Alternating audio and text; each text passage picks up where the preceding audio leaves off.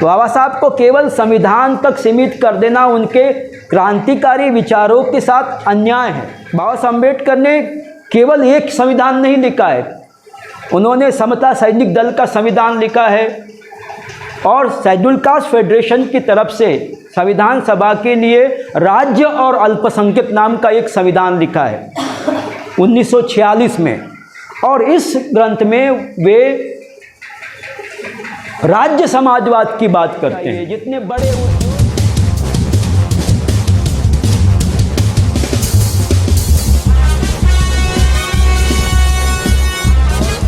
आप लोग सब जानते ही होंगे कि बाबा साहब अम्बेडकर को भारतीय संविधान के निर्माता के रूप में माना जाता है।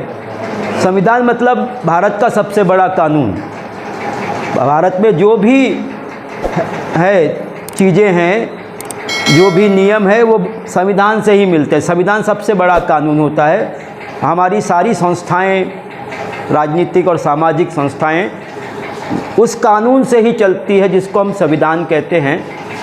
तो हमारे समय की क्या चुनौतियां हैं और उन चुनौतियों के सामना करने में, उन चुनौतियों से निपटने में डॉक्टर बाबा साहब अम्बेडकर के विचार कितने ज़रूरी है, इस बात पर हम बात करेंगे। तो बाबा साहब अम्बेडकर के बारे में मैं देख रहा हूँ कि यहाँ बहुत सारे महिलाएं हैं, बच्चे वो शायद उनके जीवन के बारे में उतना नहीं जानते होंगे कि बाबा साहब अम्बेडकर का जन्म 1891 को मध्य प्रदेश के महू एक में हुआ था। और जिनको हम अछूत कहते हैं, पहले पुराने ज़माने में वो अछूत महार समाज के थे।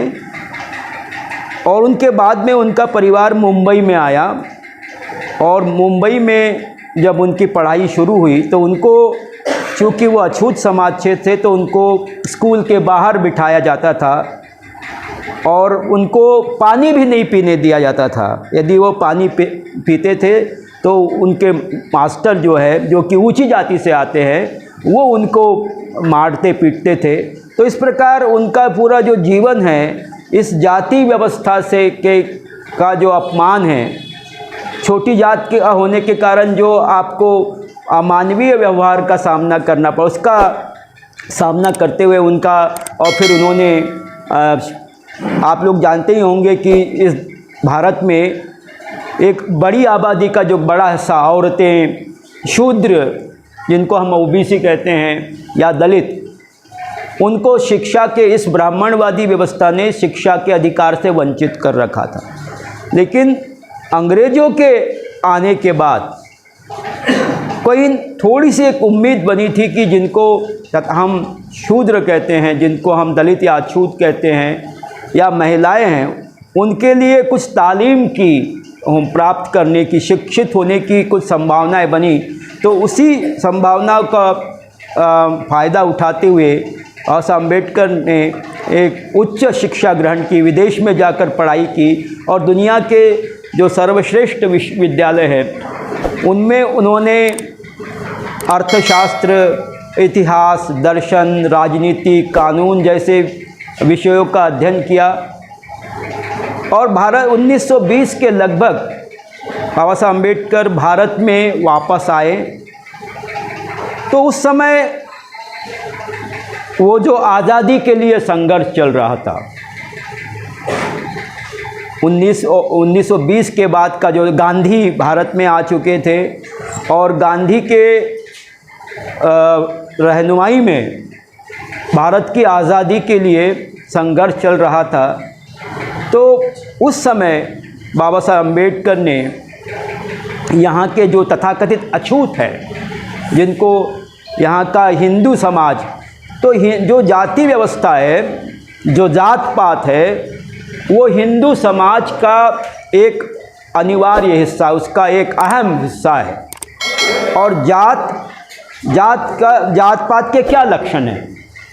तो जात का है कि जात के आधार पर आपका व्यवसाय क्या होगा, आप काम क्या करेंगे, ये पहले से जन्म के आधार पर तय हो जाता है कि आपका काम क्या करेंगे।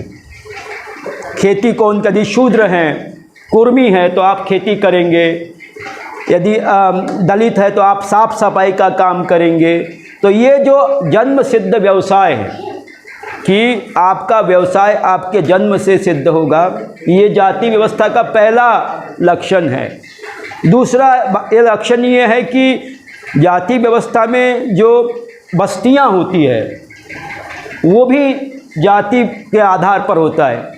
आपने देखा एक चमरोटी होती है, बबनोटी होती है, अहिराना होता है, और जो जिनको हम अछूत कहते हैं, जो कि इस भारत की जो जातिवादी ब्राह्मणवादी व्यवस्था के सबसे निचले पायदान पर है, जो जिनको छूना भी एक प्रकार से पाप माना जाता है, तो वो लोग गांव के बाहर, गांव जो दक्षिणी टोला जिसको कहते हैं, उसमें जो वो उनको रहने के मजबूर किया जाता है। उसी प्रकार जाति व्यवस्था का लक्षण है कि आप अपनी ही जाति में शादी कर सकते हैं, अंतर्विवाह, एंडोगेमी जिसको बोलते हैं। अगर तो हर जाति अपने ही जाति में विवाह करती है। तो ये जो, और उसी के बाद अस्पृश्यता या छुआछूत, ये सब जो जाति के विशेषताएं हैं, उसके लक्षण हैं। तो ये जो जाति व्यवस्था है वो इस, जिसको हम भारतीय उपमहाद्वीप कहते हैं, दक्षिण एशियाई जिसको समाज की एक खासियत है। दुनिया के अन्य मुल्कों में जाति व्यवस्था जैसी, वहाँ पे हर दुनिया के हर मुल्क में गैर बराबरी है, लेकिन गैर बराबरी होने के बाद भी भारत में जैसा विभाजन है, जैसा गैर बराबरी का जो व्यवस्था बनी हुई है, जिसको हम जाति व्यवस्था कहते हैं या वर्ण व्यवस्था कहते हैं, वो इस, जिसको हम भारत कहते हैं, पाकिस्तान, बांग्लादेश, ये जो पूरा दक्षिण एशियाई इलाका है, उसकी ये खासियत है। तो बाबा साहब अम्बेडकर जब 1920 के दशक में आए, तो पहले उन्होंने दलितों को चेतना जगाने के लिए कि हम भी मानव है, हम भी इंसान हैं, और इंसान होने के नाते जो इंसानों के अधिकार है वो अधिकार हमको मिलने चाहिए। इसके लिए सामाजिक, तो उनके क्रियाशीलता का, उनका जो पहला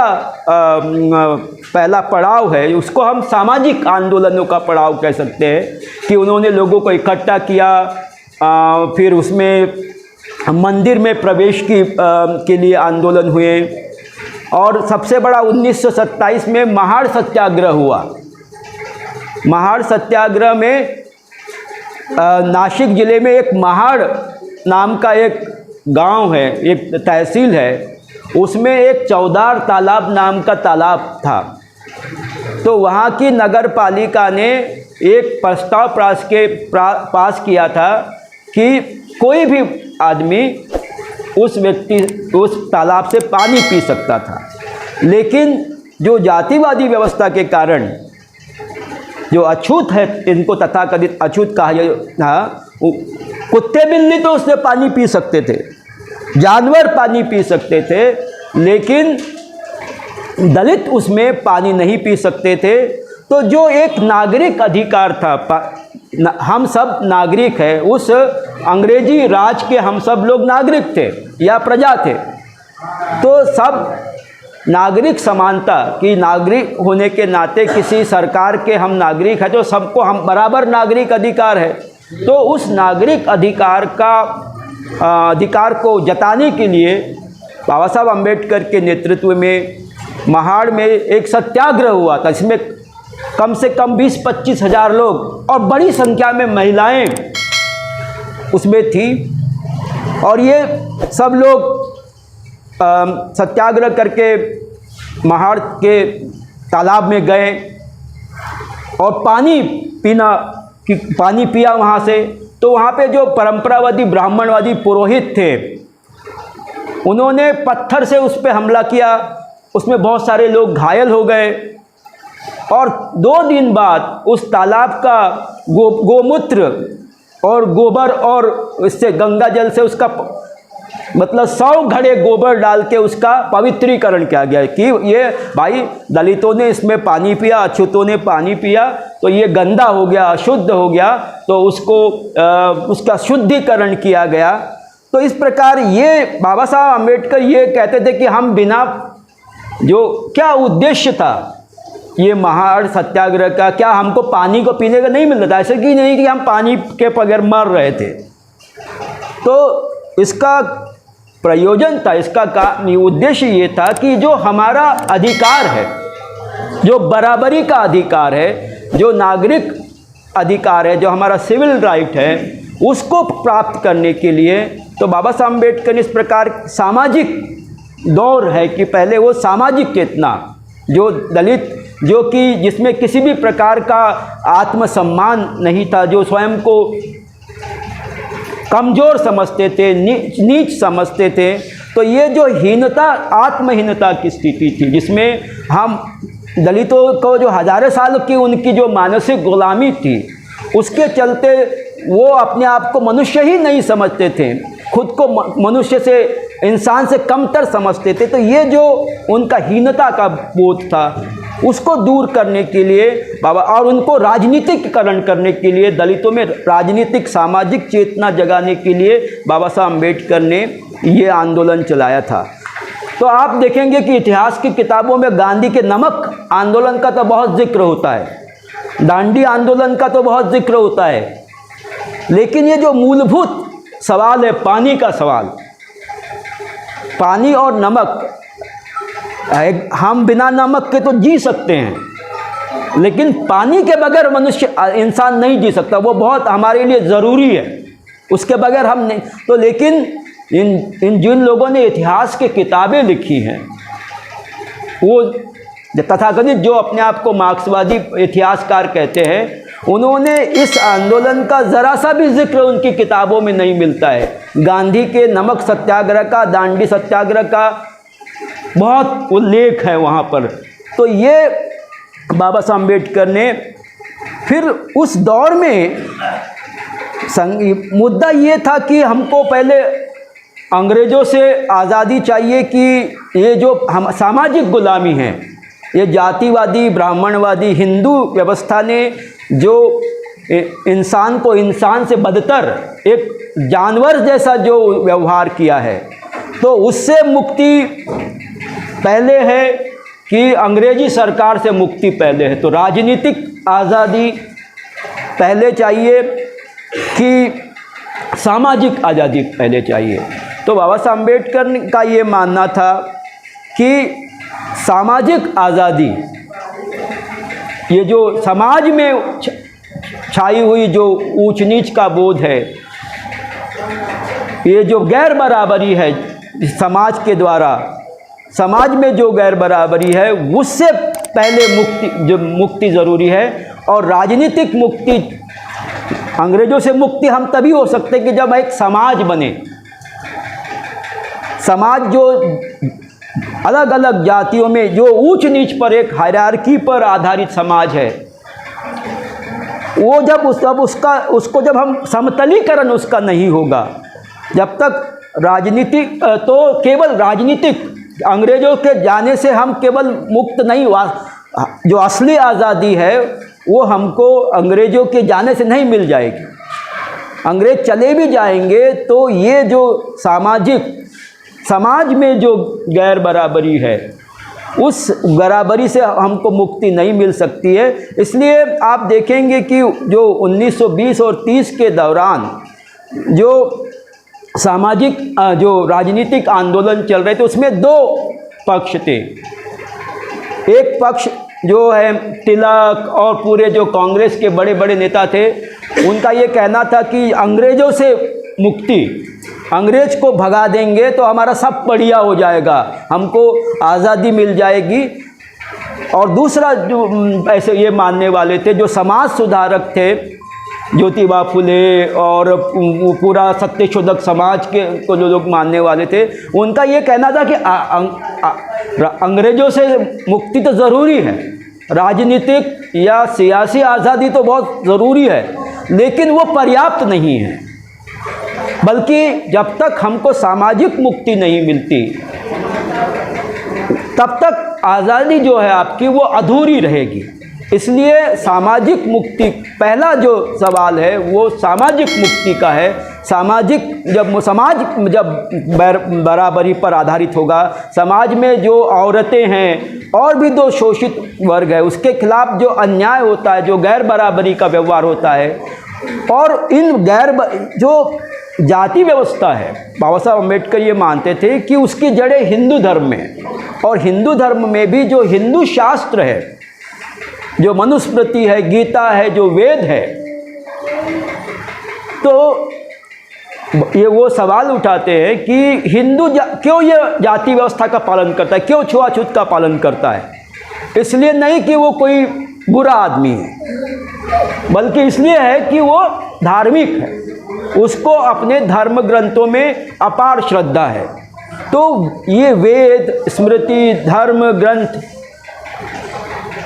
जितने भी गीता, ये सब जो जब तक ये जो ग्रंथ है जो कि जाति व्यवस्था का, ऊंच नीच का समर्थन करते हैं उस है, और इन ग्रंथों को पवित्र माना गया है।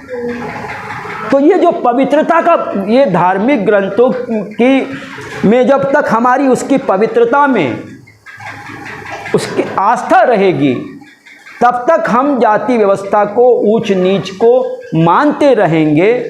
इसलिए बाबा साहेब अम्बेडकर ने कहा कि जाति व्यवस्था को तोड़ना है।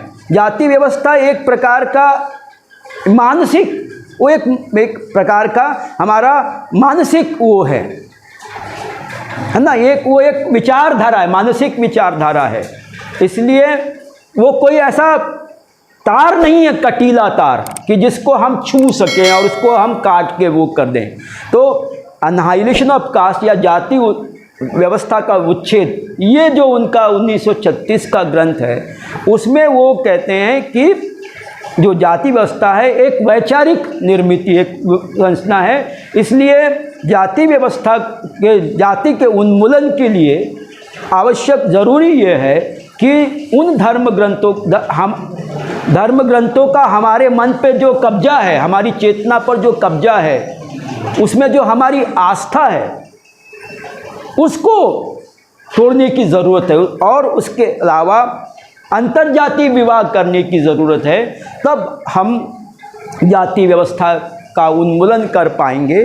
तो ये सामाजिक आंदोलनों को जब उन्होंने चलाया तो उनको ये लगा कि ये सामाजिक जो सत्ताधारी ऊंची जाति के लोग हैं वो आपको मंदिर में प्रवेश देने के लिए तैयार नहीं हैं, आपको पानी देने के लिए तैयार नहीं है।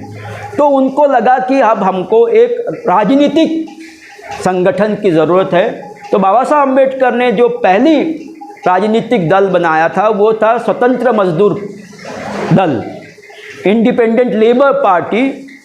और इस स्वतंत्र मजदूर दल जो कि उनका पहला राजनीतिक दल था, बाबा साहब अम्बेडकर ने 3 राजनीतिक दल बनाए हैं।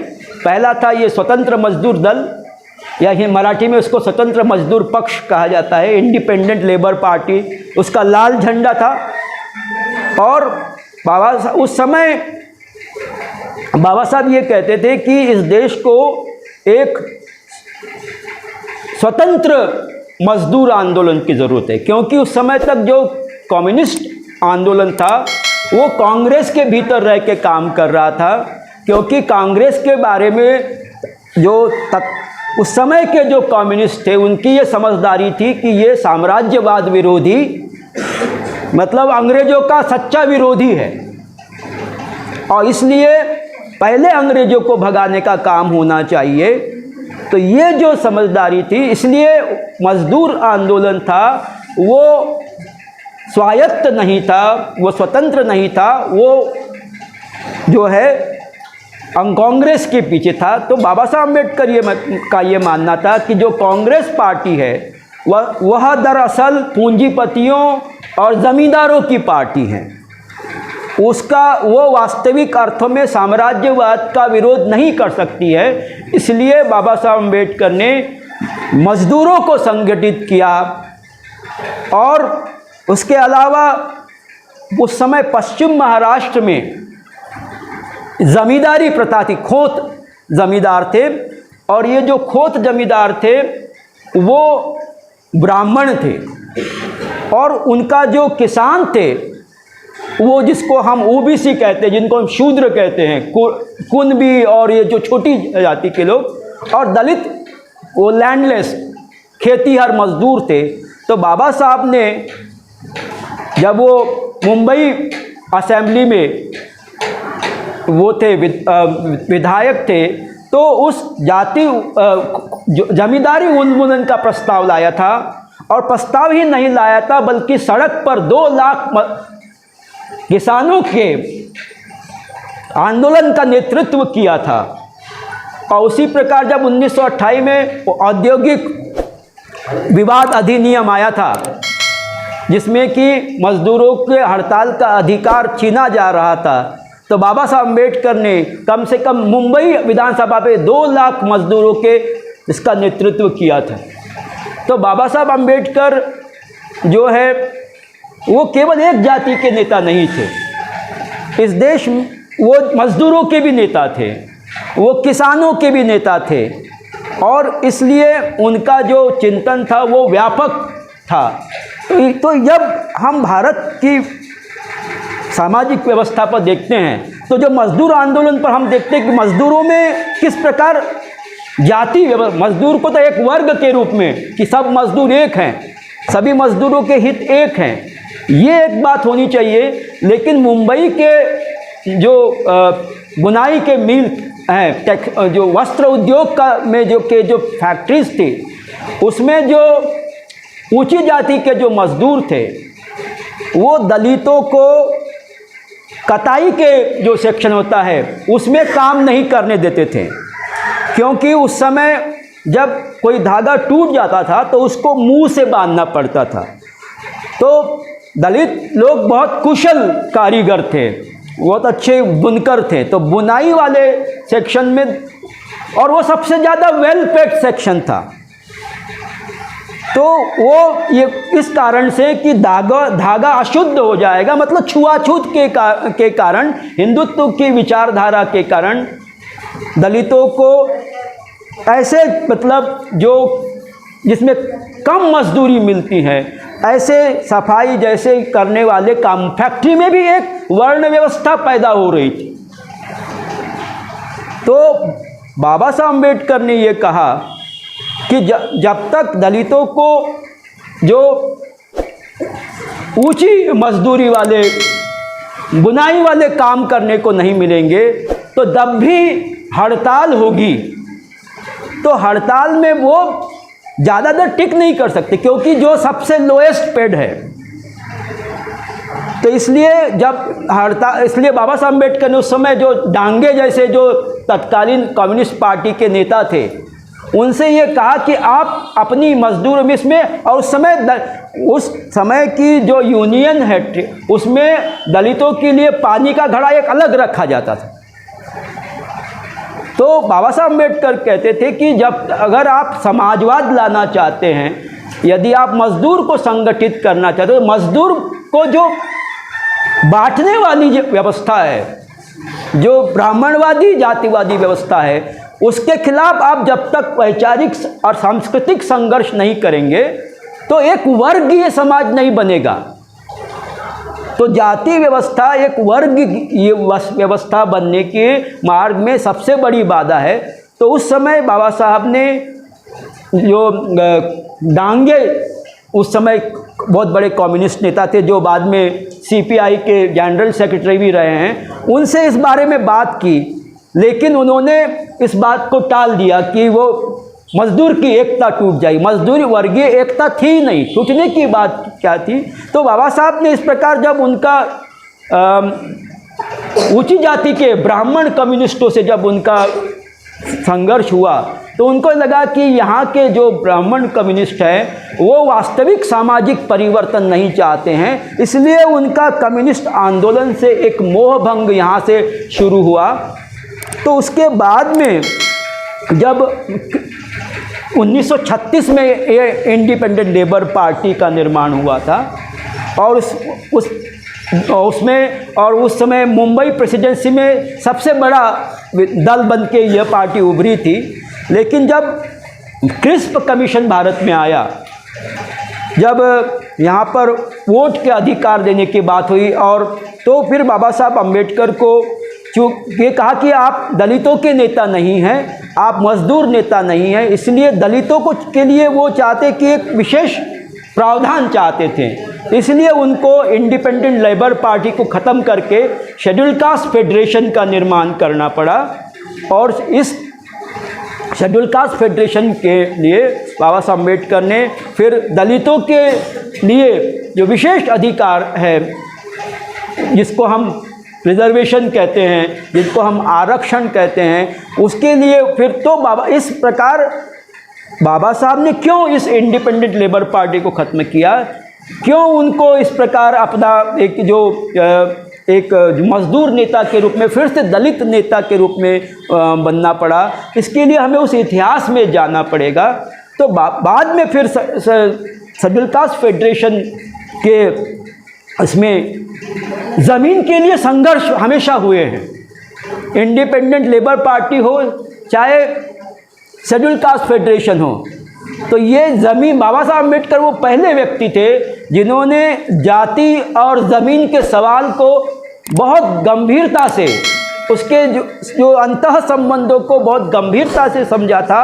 और इसलिए शेड्यूल कास्ट फेडरेशन और उसके अलावा जो समता सैनिक दल जो बाबा साहब अम्बेडकर ने बनाया था, उसके नेतृत्व में ज़मीन के लिए संघर्ष हमेशा होते रहे हैं। तो लैंड स्ट्रगल जो है वो एक क्रांतिकारी दलित आंदोलन का, चाहे फिर वो दलित पैंथर का आंदोलन हो, तो भारत में जिसको कम्युनिस्ट पार्टी जिसको कहते हैं कि जो जनवादी क्रांति है, जनवादी क्रांति की बात करते हैं, तो उस जनवादी क्रांति को सबसे पहले बाबा साहब अम्बेडकर ने प्रस्तुत किया था कि दलितों के एक जो उनकी दीनता का, उनकी दुख का एक बड़ा हिस्सा कि उनके पास कोई लैंड नहीं है।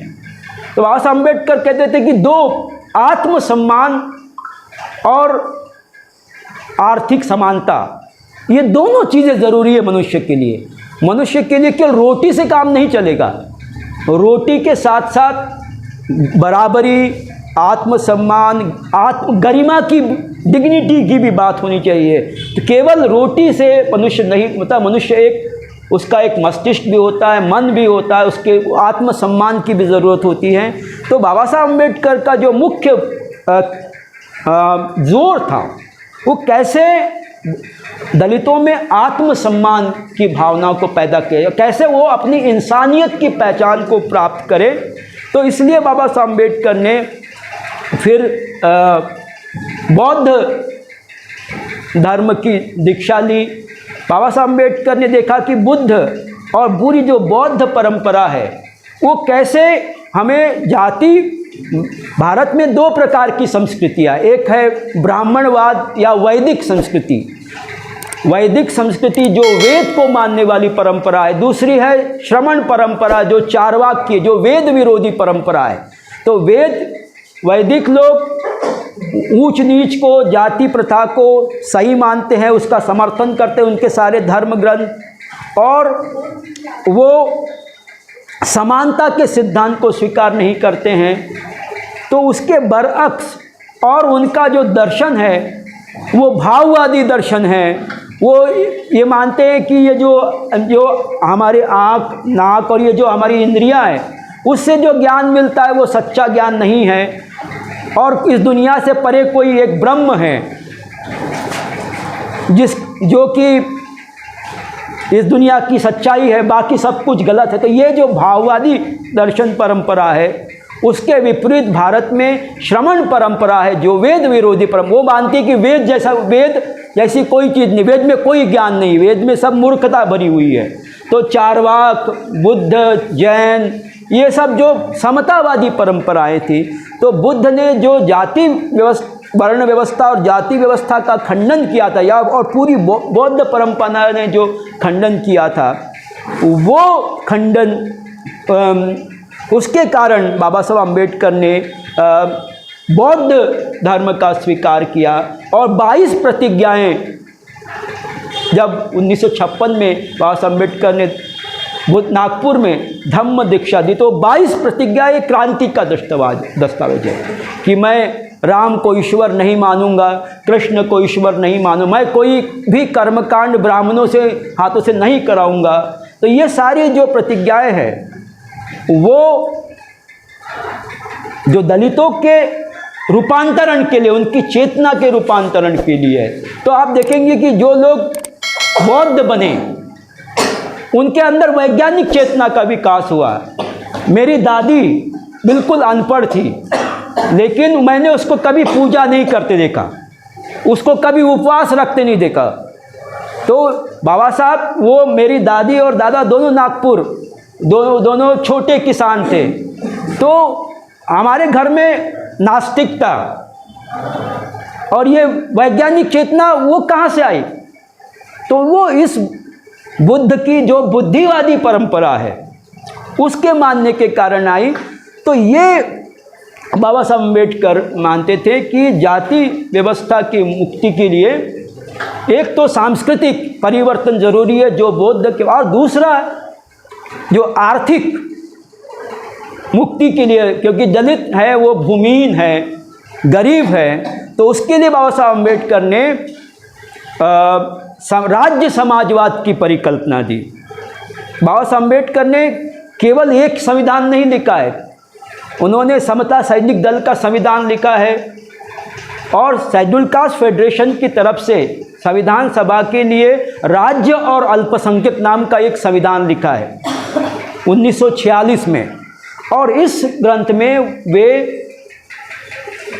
राज्य समाजवाद की बात करते हैं। उनका ये मानना है कि जो समाजवाद जो आर्थिक समानता की बात करता है, जो बाबा साहब इसमें खेती के राष्ट्रीयकरण की बात करते हैं कि खेती पर किसी एक निजी व्यक्ति का वो नहीं अधिकार नहीं होना चाहिए, वो पूरे समाज की संपत्ति होनी चाहिए। जितने बड़े उद्योग हैं उसका राष्ट्रीयकरण होना चाहिए। और इसमें वो अल्पसंख्यकों की बात करते हैं कि राज्य को या सरकार को जो अल्पसंख्यक है वो अल्पसंख्यकों की सुरक्षा के लिए एक विशेष प्रावधान करने चाहिए।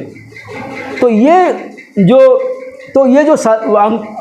इसलिए वो जो राज्य समाजवाद की बात यह है कि समाजवाद के विचार को संविधान में ही इस प्रकार का उसको जोड़ देना चाहिए कि कोई भी सरकार आगे उसको बदल ना सके। तो ये जो राज्य समाजवाद की अवधारणा है, तो ये तो दो है कि जो जितने भी उत्पीड़ित हैं उनकी मुक्ति के लिए एक तो सांस्कृतिक परिवर्तन के, मानसिक परिवर्तन की आवश्यकता है, और उनके आर्थिक मुक्ति के लिए पूंजी। तो बाबा साहब अम्बेडकर ने उत्पीड़ितों के दो दुश्मन बताए, एक तो पूंजीवाद और दूसरा ब्राह्मणवाद, और इन दोनों से एक साथ लड़ने की ज़रूरत बाबा साहब अम्बेडकर ने बताई है कि जब तक आप ब्राह्मणवाद से लड़ेंगे नहीं तब तक एक समाज में एक वर्गीय एकता नहीं बनेगी, क्योंकि ब्राह्मणवाद मजदूरों को ही बहुत सारे श्रेणियों में बांट करता है। तो जाति व्यवस्था केवल श्रम का विभाजन नहीं है, वो श्रमिकों का विभाजन है। ये बहुत महत्वपूर्ण बात बाबा साहब अम्बेडकर ने कही कि जो जाति व्यवस्था है और जाति व्यवस्था की जो गैर बराबरी है वो क्रमिक असमानता है, और क्रमिक असमानता होने के कारण उसके लिए विशेष प्रकार के लड़ने की आवश्यकता है।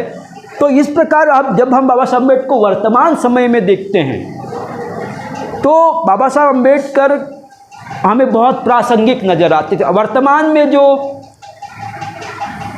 ब्राह्मणवादी फासीवाद, आरएसएस और अन्य जैसे जो बीजेपी और हमारे जो पूरा सरकार का जो चरित्र बदला है, वो जो फांसीवाद है, जो आरएसएस के गोलवलकर के विचारों पर आधारित जो सत्ता चल रही है, जो पूंजीवाद और ब्राह्मणवाद का गठजोड़ का सबसे खतरनाक रूप हमारे समय में है, उसके लड़ने के लिए तो बाबा, यदि हम ये फांसीवाद को समझना चाहते हैं तो केवल यूरोप के जर्मनी में जो फांसीवाद हिटलर के नेतृत्व में आया था, उसके आधार पर हम केवल समझ नहीं सकते हैं। वो केवल राजनीतिक फांसीवाद था, यूरोप का फांसीवाद। लेकिन भारत का जो फांसीवाद है, फांसीवाद मतलब गैर बराबरी। फांसीवाद वो सिद्धांत है जो मनुष्य को बराबर नहीं मानता है।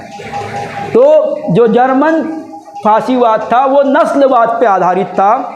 हिटलर मानता था कि हम आर्य नस्ल के श्रेष्ठ लोग हैं और जो यहूदी हैं वो निम्न कोटि के नीचे लोग हैं। और ये जो फांसीवाद है वो वैज्ञानिक चिंतन का विरोध करता है, बुद्धिवाद का विरोध करता है, भावनाओं को भड़काता है, इंस्टिंक्ट को बढ़ देता है।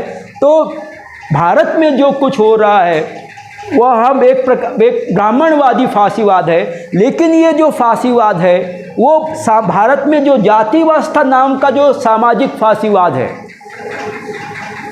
क्योंकि जाति व्यवस्था भी जो है कुछ जातियों को जन्मना श्रेष्ठ मानती है, सुपीरियर मानती है। जैसे ब्राह्मण को भूदेव कहा जाता है कि वो पूरी सृष्टि का से सबसे श्रेष्ठ ही, भगवान भी जो है ब्राह्मण से नीचे है।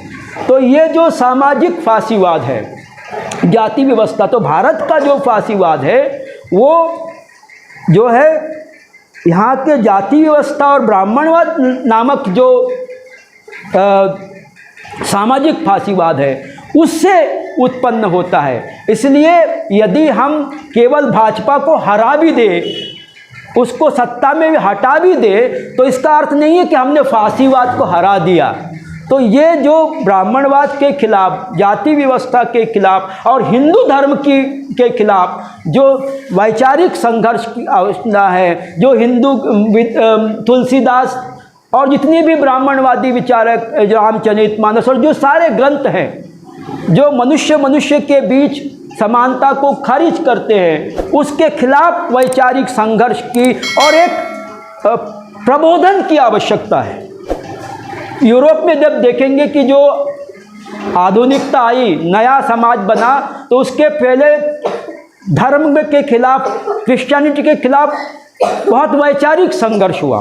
तो वैसा धर्म के खिलाफ जो लड़ाई है, वैसी लड़ाई भारत में कभी अभी हुई नहीं है। तो इसलिए प्रबोधन की, स्वतंत्रता, समता और बंधुत्व, ये जो प्रबोधन के मूल्य है, तो उसकी ये केवल राजनीतिक आदर्श नहीं है, वे सामाजिक आदर्श है। और उसलिए एक सांस्कृतिक क्रांति की आवश्यकता है। इसलिए जो भारतीय परंपरा में जो समतावादी स्वर है, बुद्ध है, चारवाक है, और आधुनिकता ने हमको जो ये दिए हैं, इसके लड़ने की आवश्यकता है। तो केवल गोलवलकर जैसे जो विचारक हैं, उनके आप ग्रंथ पढ़ेंगे तो ये वो कैसे मनुस्मृति को लाने की बात करते हैं, समानता के विचार का खंडन करते हैं, और जो अल्पसंख्यक है उसके दमन की बात करते हैं। तो ये जो भारतीय फांसीवाद है, ये ब्राह्मणवादी फांसीवाद है, वो केवल मुसलमानों के खिलाफ नहीं है, वो दलितों के खिलाफ है, औरतों के खिलाफ है, पूरे समानता के विचार के खिलाफ है। और उसने विदेशी पूंजी के साथ गठबंधन कर लिया है। तो ऐसे दौर में, इस भयावह समय में, हमें बाबा साहब अम्बेडकर के विचारों की आवश्यकता है। और बाबा साहब अम्बेडकर के विचार केवल संविधान तक सीमित नहीं है। बाबा साहब को केवल संविधान तक सीमित कर देना उनके क्रांतिकारी विचारों के साथ अन्याय है, क्योंकि ये जो संविधान सभा थी उसमें बहुत बड़े पूंजीपतियों और जमींदारों का ज़्यादा वोट। तो बाबा साहब के जो राज्य और अल्पसंख्यक नामक जो संविधान है, उसके जो राज्य समाजवादी समाज के जो विचार है, इस संविधान में सम्मिलित नहीं हुए हैं। इसलिए बाबा साहब का जो चिंतन है वो संविधान से, जो वर्तमान संविधान है वो एक उदारवादी संविधान है, और इसलिए उसकी अपनी सीमाएं हैं। तो बाबा साहब अम्बेडकर एक बहुत क्रांतिकारी विचारक है, और उनके जो विचार है आज हमारे लिए बहुत प्रासंगिक है। जिस प्रकार अभिव्यक्ति की स्वतंत्रता, सबकी आवाज़ें कुचली जा रही हैं, ऐसे समय में हमको बाबा साहब अम्बेडकर के विचारों को स्मरण करने की आवश्यकता है और उनके विचारों के आधार पर एक समतामूलक समाज के निर्माण के लिए लड़ने की आवश्यकता है। इतना ही कहकर मैं अपने शब्दों को विराम देता हूँ। जय हिंद।